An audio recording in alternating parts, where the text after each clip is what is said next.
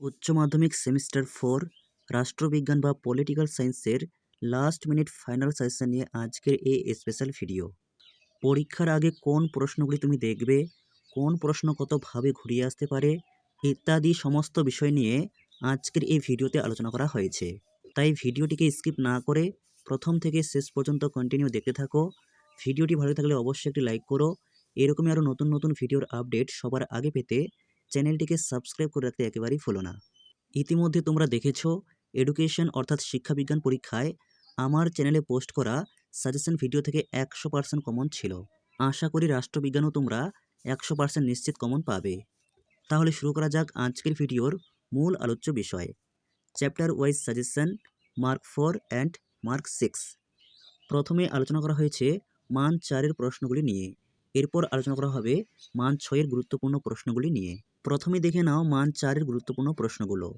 পরীক্ষায় তোমাদের মান 4-এর প্রশ্নগুলো যে অধ্যায় থেকে আসবে, লেসন 2, লেসন 5 এবং লেসন 6, এই 3টি অধ্যায় থেকে। প্রত্যেকটি অধ্যায় থেকে 2টি করে প্রশ্ন আসবে, লিখতে হবে 1টি করে। লেসন 2 আঞ্চলিক সংস্থা, খুব ভালো করে বুঝবে। এই অধ্যায়ে মূলত 3টি সাব টপিক রয়েছে, ইইউ, সার্ক এবং আসিয়ান। যারা গোটা বছর সিলেবাস খুব ভালো করে পড়েছো তারা সমস্ত প্রশ্নই পড়বে, কিন্তু যারা পড়োনি তোমাদের একটু চালাকি করে পড়তে হবে। এজন্য এই অধ্যায়ের যে কোনো 2টি টপিক তুমি সবার আগে কমপ্লিট করবে, আর একটি টপিকের প্রশ্নগুলি তুমি ব্যাকআপ হিসেবে দেখতে পারো। তো এই অধ্যায় থেকে যে প্রশ্নটি প্রথমে পড়বে, 1, সার্ক কি একটি সফল সংস্থা? মূল্যায়ন করো। অথবা সার্ক এর সাফল্য ও সীমাবদ্ধতা বা সমস্যাগুলি লেখো। অথবা আঞ্চলিক সংগঠন হিসেবে সার্কের ভূমিকা বর্ণনা করো। প্রশ্নটি খুব ভালো করে বুঝবে। সার্ক কি একটি সফল সংস্থা? যদি এই প্রশ্নটি পরীক্ষা আসে তাহলে তোমাকে এখানে সার্কের সাফল্য এবং সার্কের সীমাবদ্ধতা অর্থাৎ ব্যর্থতা দুটিই লিখতে হবে। আর প্রশ্ন যদি সরাসরি চায় সার্কের সাফল্য লেখো তাহলে শুধু সাফল্য লিখবে, আর যদি সীমাবদ্ধতা চায় শুধু সীমাবদ্ধতা লিখবে। কিন্তু প্রথম প্রশ্নটি আসলে তোমাকে সেখানে সাফল্য লিখতে হবে এবং তার ব্যর্থতাও লিখতে হবে। দুটি লিখে তোমাকে দেখাতে হবে সার্ক কতটা সফল। অথবা দিয়ে প্রশ্নটি আছে সার্কের ভূমিকা। সার্কের ভূমিকা যদি পরীক্ষা আসে তাহলে তুমি শুধু সার্কের সাফল্যের দিকটা লিখবে, এখানে ব্যর্থতার দিকটা লেখার দরকার নেই। এরপর 2, সার্ক গঠনের প্রেক্ষাপট ও এর উদ্দেশ্য লেখো। প্রেক্ষাপট বলতে সার্ক গঠনের কারণ। অথবা প্রশ্নটি আসতে পারে আঞ্চলিক সংগঠন হিসেবে সার্কের মূল উদ্দেশ্যগুলি সংক্ষেপে লেখো। নিচের প্রশ্নটি আসলে তুমি শুধু উদ্দেশ্যটি লিখবে, এখানে তোমার প্রেক্ষাপট লেখার দরকার নেই। আর যদি প্রেক্ষাপট উদ্দেশ্য একসঙ্গে চায় তাহলে তুমি সম্পূর্ণ উত্তরটি লিখবে। এরপর 3, সার্কের অগ্রগতিতে ভারতের ভূমিকা কী ছিল? অথবা সার্কের সদস্য হিসেবে ভারতের ভূমিকা আলোচনা করো। এই সার্ক সাব টপিক থেকে এই 3টি প্রশ্ন খুব ভালো করে রেডি করবে, তুমি একটি কমন পাবেই। এরপর 4, প্রধান আঞ্চলিক সংগঠন হিসেবে ইউরোপিয়ান ইউনিয়ন অর্থাৎ ইইউ এর তাৎপর্য মূল্যায়ন করো। 5, ইউরোপীয় ইউনিয়ন বা ইইউ গঠনের উদ্দেশ্য ও সাফল্য ব্যাখ্যা করো। অথবা ইউরোপীয় ইউনিয়নের উদ্দেশ্যগুলি বর্ণনা করো। এখানে শুধু উদ্দেশ্য চেয়েছে, উদ্দেশ্য লিখবে। আর যদি উদ্দেশ্য ও সাফল্য একসঙ্গে চায় তো একসঙ্গে লিখবে, অর্থাৎ একটি প্রশ্ন পড়া থাকলে তোমার 2টি প্রশ্নের উত্তর হয়ে যাবে। এরপর 6, ইউরোপীয় ইউনিয়নের গঠন ও প্রধান প্রতিষ্ঠানগুলি আলোচনা করো। অথবা ইউরোপীয় ইউনিয়নের সাংগঠনিক কাঠামোটি লেখো। প্রশ্নটি ভালো করে পড়বে, অর্থাৎ ইইউ কি কি সংগঠন নিয়ে তৈরি সেটা তোমাকে এখানে লিখতে হবে। ইউরোপীয় ইউনিয়ন থেকেও 3টি প্রশ্ন রাখা হয়েছে, এই 3টির মধ্যে তুমি একটি কমন পেয়ে যাবে। এরপর যারা মনে করো আমি আসিয়ান পড়ব তারা পড়বে 7, আসিয়ানের কার্যাবলী ও সাফল্য ব্যাখ্যা করো। অথবা আসিয়ান একটি সফল সংস্থা হিসেবে বিকশিত হয়েছে তা দেখানোর জন্য 4টি কারণ উল্লেখ করো। যদি কারণ লিখতে বলে তাহলে তুমি শুধু সাফল্যটি লিখবে, কার্যাবলী লেখার দরকার নেই। এই প্রশ্নটি আবার আসতে পারে অথবা কিভাবে আসিয়ান একটি সফল আঞ্চলিক সংগঠন হিসেবে পরিগণিত করা যায়, এখানেও তোমাকে তার সাফল্যের দিকটা শুধু লিখতে হবে। আর এখান থেকে এক্সট্রা পড়বে একটি প্রশ্ন, আঞ্চলিক নিরাপত্তা ও স্থিতিশীলতার জন্য আসিয়ান এর ভূমিকা বিশ্লেষণ করো। যারা প্রথম 7টি প্রশ্ন পড়বে এক্সট্রা প্রশ্নটি না পড়লেও হবে। এর পরের অধ্যায় লেসন 5, সামাজিক আন্দোলন। এই অধ্যায়ে মূলত তোমাদের 3টি টপিক রয়েছে, সিএসএম অর্থাৎ সিভিল সোসাইটি মুভমেন্ট। এরপর এনবিএ নর্মদা বাঁচাও আন্দোলন। আর রয়েছে সিএম অর্থাৎ চিপকো মুভমেন্ট বা চিপকো আন্দোলন। এই অধ্যায় থেকেও একইভাবে পড়বে, যে কোনো দুটি টপিক সবার আগে রেডি করবে, হয় সুশীল সমাজ বা চিপকো আন্দোলন বা নর্মদা বাঁচাও আন্দোলনের মধ্যে যে কোনো দুটি সবার আগে রেডি করবে, তারপর একটি টপিক তুমি ব্যাকআপ হিসেবে দেখবে। এখান থেকে এক, সুশীল সমাজ কি, এই আন্দোলনের বৈশিষ্ট্য ও গুরুত্ব লেখো, অথবা পৌর বা সুশীল সমাজ গণতন্ত্রকে কীভাবে শক্তিশালী করে, সুশীল সমাজের অপর নাম পৌর সমাজ। এই অধ্যায় থেকে দুই পর্বে চিপকো আন্দোলনের কারণ ও ফলাফল আলোচনা করো। কারণ বলতে তার পটভূমি বা প্রেক্ষাপট, আর ফলাফল বলতে গুরুত্ব। অথবা প্রশ্নটি আসতে পারে, অরণ্য সংরক্ষণের ক্ষেত্রে চিপকো আন্দোলনের সাফল্য বর্ণনা করো। যদি নিম্নের প্রশ্নটি আসে, তাহলে এখানে তোমাকে তার ফলাফলটি লিখতে হবে। এখানে কারণ লিখতে বলা হয়নি, এখানে সাফল্য চেয়েছে, সাফল্য অর্থাৎ ফলাফল। এরপর ৩, নর্মদা বাঁচাও আন্দোলনের কারণ ও গুরুত্ব ব্যাখ্যা করো। অথবা প্রশ্নটি আসতে পারে, নর্মদা বাঁচাও আন্দোলনের প্রেক্ষাপট ও ফলাফল লেখো। কারণ বলতে প্রেক্ষাপট আর গুরুত্ব বলতে ফলাফল। অথবা নর্মদা বাঁচাও আন্দোলনের বৈশিষ্ট্যগুলি আলোচনা করো। পরীক্ষা যদি বৈশিষ্ট্য আসে তাহলে তুমি তার ফলাফলগুলি লিখবে। অথবা প্রশ্নটি আসতে পারে, সমসাময়িক সুশীল সমাজের আন্দোলনের ক্ষেত্রে নর্মদা বাঁচাও আন্দোলনের সাফল্য বর্ণনা করো। এক্ষেত্রেও তোমাকে তার ফলাফলগুলি লিখতে হবে। অর্থাৎ একই প্রশ্ন বিভিন্নভাবে ঘুরিয়ে আসতে পারে। এরপর ৪ পর্বে চিপকো আন্দোলনে নারীদের ভূমিকা বিশ্লেষণ করো। আর এই অধ্যায় থেকে এক্সট্রা পর্বে চিপকো আন্দোলন ও নর্মদা বাঁচাও আন্দোলনের মধ্যে তুলনামূলক পার্থক্য দেখাও। অর্থাৎ তোমার যদি নর্মদা আর চিপকো আন্দোলন পড়া থাকে, তুমি পার্থক্য এমনিতেই লিখতে পারবে, পার্থক্য এক্সট্রাভাবে পড়া দরকার নেই। এর পরের অধ্যায় লেসন 6, স্বায়ত্তশাসন ব্যবস্থা। এই অধ্যায়েও 3টি সাব টপিক রয়েছে, খুব ভালো করে বুঝবে। MA অর্থাৎ মেথডস অফ অ্যামেন্ডমেন্টস, আর্টিকেল 368, এরপর 73 অ্যামেন্ডমেন্ট আর 74th অ্যামেন্ডমেন্ট। এই 3টি সংশোধন পদ্ধতি রয়েছে। এর মধ্যে যে কোনো দুটি সাব টপিক তুমি সবার আগে রেডি করবে, আর একটি সাব টপিককে তুমি ব্যাকআপ হিসেবে রাখবে। এখান থেকে পড়বে ১, ৩৬৮ নং ধারা অনুসারে ভারতের সংবিধান কিভাবে সংশোধন করা যেতে পারে আলোচনা করো। অথবা ভারতের সংবিধান সংশোধনের যে কোনো দুটি পদ্ধতি ব্যাখ্যা করো। অথবা ভারতের সংবিধান সংশোধন পদ্ধতি সম্পর্কে যা জানো লেখো। প্রশ্নটি ভীষণ গুরুত্বপূর্ণ, 3টি পদ্ধতি খুব ভালো করে পড়বে। পরীক্ষায় 1টি বা 2টি বা 3টি জানতে চাইতে পারে, তুমি 3টি পড়ে রাখবে। এরপর ২, ৭৩তম সংবিধান সংশোধনের 4টি বৈশিষ্ট্য নিয়ে আলোচনা করো, যেগুলি ভারতে স্থানীয় স্বায়ত্তশাসন ব্যবস্থায় পরিবর্তন এনেছে। এক কথায় ৭৩তম সংবিধান সংশোধন আইনের বৈশিষ্ট্য পড়তে হবে। এরপর ৩, ৭৪তম সংবিধান সংশোধনী আইন সম্পর্কে টিকা লেখো, অথবা ৭৪তম সংবিধান সংশোধনের 4টি বৈশিষ্ট্য লেখো। এরপর পড়বে ৪, এই প্রশ্নটি ভীষণ গুরুত্বপূর্ণ, প্রশ্নটি বিভিন্নভাবে আসতে পারে। ত্রিস্তর পঞ্চায়েত ব্যবস্থার গঠন সম্পর্কে লেখো, বা প্রশ্নটি আসতে পারে টিকা লেখো ত্রিস্তর পঞ্চায়েত ব্যবস্থা। এই প্রশ্নটি যখন তোমরা পড়বে, এখানে 3টি পয়েন্ট পাবে, গ্রাম পঞ্চায়েত, পঞ্চায়েত সমিতি এবং জেলা পরিষদ। এই 3টি পয়েন্ট খুব ডিটেলসে পড়বে, অর্থাৎ 3টি পয়েন্টসেই ক্ষমতা ও কার্যাবলী পড়বে, সঙ্গে আয়ের উৎসও দেখে রাখতে পারো। অর্থাৎ এই পয়েন্টগুলো থেকেও প্রশ্ন হতে পারে।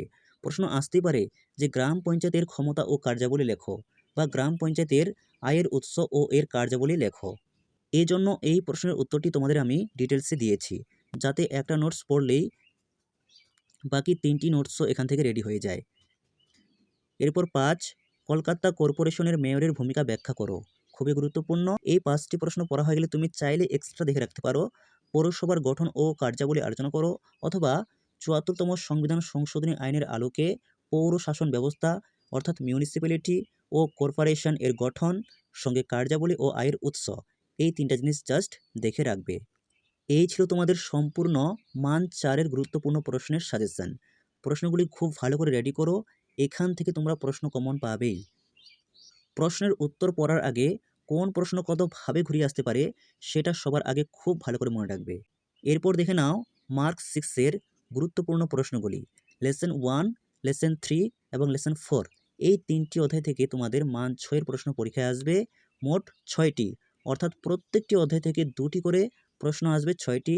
প্রত্যেকটি অধ্যায় থেকে লিখতে হবে 1টি করে, 3টি। প্রথম অধ্যায়, যার নাম আন্তর্জাতিক সম্পর্ক, এই অধ্যায়ে 2টি সাব টপিক রয়েছে, IR অর্থাৎ ইন্টারন্যাশনাল রিলেশন, আর রয়েছে তোমাদের থিওরি অর্থাৎ আন্তর্জাতিক সম্পর্ক সংক্রান্ত 4টি মতবাদ। তো সবার আগে তোমরা IR এই টপিকটি কভার করবে, তারপর থিওরির মধ্যে কম করে 3টি টপিক সবার আগে রেডি করবে। তো আইআর থেকে মাত্র 2টা প্রশ্ন রাখা হয়েছে। এক, আন্তর্জাতিক সম্পর্ক বলতে কী বোঝো? এক কথায় আন্তর্জাতিক সম্পর্কের সংজ্ঞা, এর সঙ্গে আন্তর্জাতিক সম্পর্ক ও আন্তর্জাতিক রাজনীতির মধ্যে পার্থক্য। এরপর 2 পর্বে আন্তর্জাতিক সম্পর্কের সংজ্ঞা দাও, আন্তর্জাতিক সম্পর্কের বিকাশে ধারাটি সংক্ষেপে আলোচনা করো, অথবা একটি স্বতন্ত্র পাঠ্য বিষয় হিসেবে আন্তর্জাতিক সম্পর্কের বিকাশ আলোচনা করো। প্রশ্নটি বিভিন্নভাবে ঘুরে আসতে পারে, খুবই গুরুত্বপূর্ণ। অথবা একটি স্বতন্ত্র পঠন পাঠনের বিষয় হিসেবে আন্তর্জাতিক সম্পর্কের বিবর্তন বর্ণনা করো। বিকাশ বলতে বিবর্তন, অর্থাৎ এর ধারা। এই 2টি প্রশ্ন মূলত আইআর টপিক থেকে। এরপর এখান থেকে যে 4টি মতবাদ রয়েছে, এখান থেকে তোমরা দেখবে 3, উদারনীতিবাদের মূল বৈশিষ্ট্যগুলি সংক্ষেপে লেখো। প্রশ্নটি বিভিন্নভাবে আসতে পারে, মূল কথা উদারনীতিবাদ। আচ্ছা, এখান থেকে তোমাদের আরেকটি কথা বলে রাখি, পরীক্ষা যদি প্রশ্ন আসে আন্তর্জাতিক সম্পর্কের তত্ত্ব হিসেবে আদর্শবাদের বর্ণনা করো। আদর্শবাদ বলতে ভাববাদ, আদর্শবাদকে কিন্তু ভাববাদও বলা হয়, অর্থাৎ আইডিয়ালিজম। খুব ভালো করে বুঝবে। তুমি পরীক্ষায় পড়ে গেছো উদারনীতিবাদ, কিন্তু চলে এসেছে আদর্শবাদ। তাহলে কি করবে? তুমি উদারনীতিবাদের যে বৈশিষ্ট্য, যে পয়েন্টগুলো, সেগুলো এখানে লিখবে, শুধু এখানে আদর্শবাদ কথাটি তুমি ব্যবহার করবে। অর্থাৎ উদারনীতিবাদেরই একটি প্রাচীন ধারণা হলো আদর্শবাদ। আদর্শবাদ থেকে উদারনীতিবাদের উদ্ভব। তুমি বই থেকে 2টি বিষয় পড়ে দেখবে, প্রায় 99% একই। অর্থাৎ আদর্শবাদ থেকে উদারনীতিবাদের যেহেতু উদ্ভব, তাই এই পয়েন্টগুলো এখানে লেখা যাবে। এজন্য এক্সট্রা করে আদর্শবাদ পড়ার প্রয়োজন নেই।